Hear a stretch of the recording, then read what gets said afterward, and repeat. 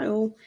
So to start us off today, looking at Kant's attitudes and his approach to kind of the issues of sexual ethics that are on the spec, it makes sense really to begin with Kant's views on sex and his views on marriage, because obviously they will play into his views on the sort of quote-unquote issues of sexual ethics.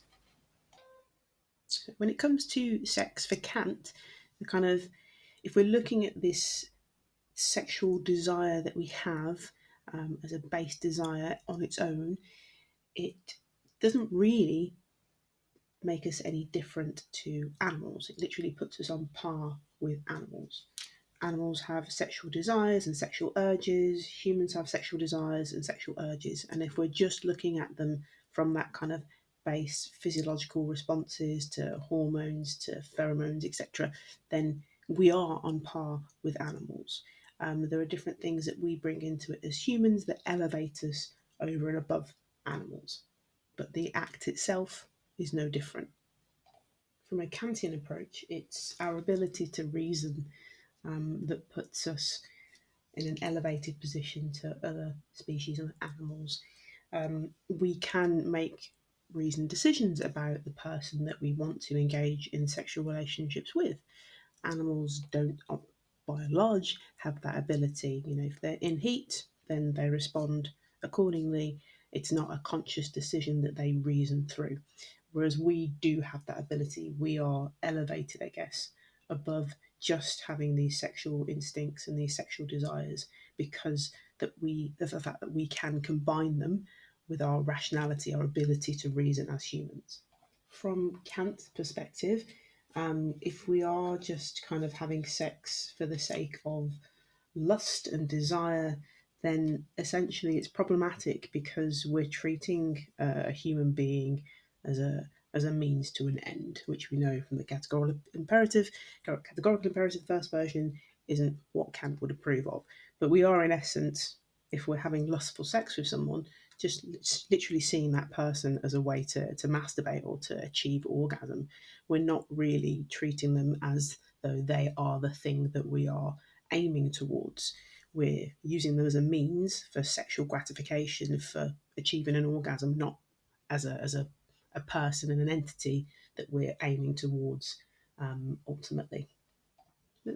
To be fair to Kant, the same he thinks could be said for sexual interactions that are based on a sense of duty.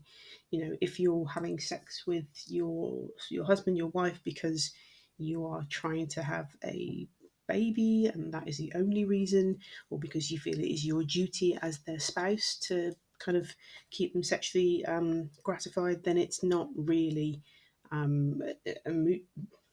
it's not really as though you're engaging in a mutually respectful sexual act, really. You're just kind of ticking them off as something that you need to get through, something that you need to do out of a sense of duty, not as something that you aim towards and you are actively kind of involved in and desiring ultimately. So again, we have the same problem as treating a person as a means to an end, i.e., a means of achieving your duty rather than the ultimate end of you're the thing that I'm aiming for. This sexual interaction with you is what I'm wanting or desiring.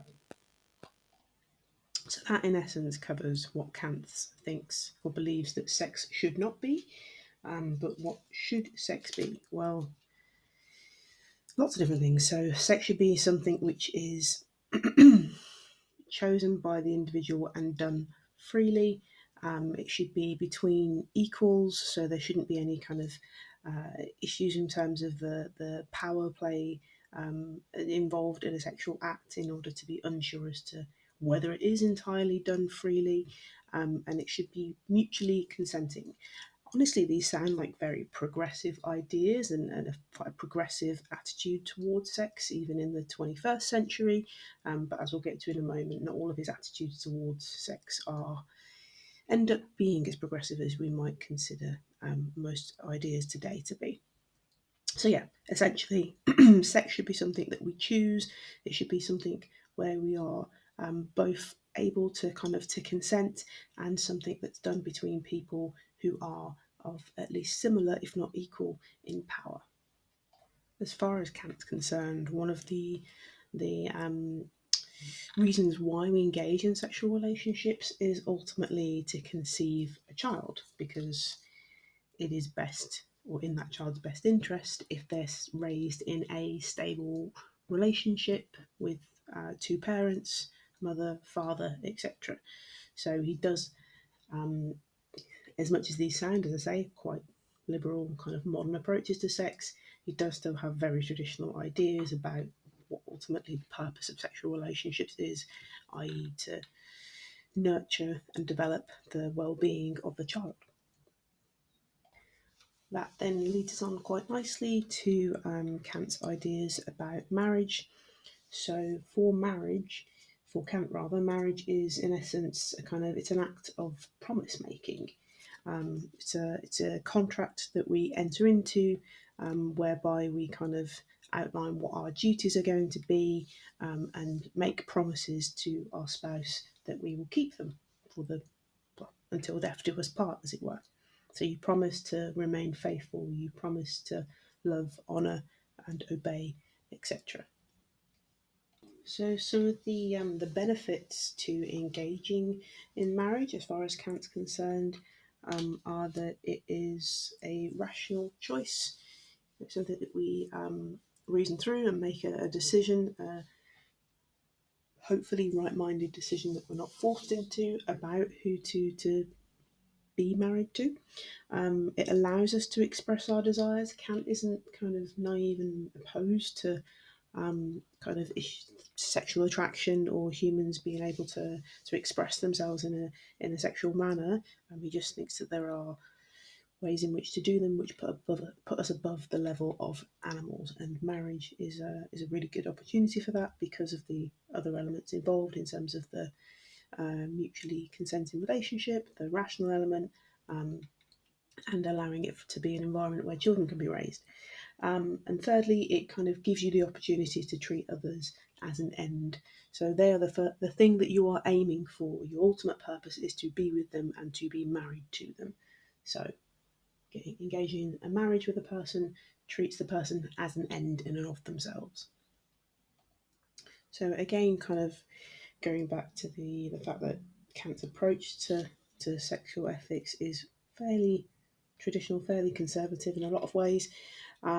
He does see marriage as being a kind of an undertaking for life. So he doesn't agree with kind of divorce and things like that. It should be something that you have entered into for life, and it shouldn't just be about sex. So it shouldn't just be about expressing your sexual desires. It needs to be rational. It needs to be treating others as an end in and of themselves. Otherwise, when it gets to a point in a relationship where sex is no longer possible or desirable for you, you would kind of go, oh, okay, well, what's the point in being married still? But that's not, for Kant, what marriage is about. It's not just about sex. It's not just about expressing sexual desires. It is for life. It's something that you enter into for your life and not just whilst you're enjoying the sexual gratification of it.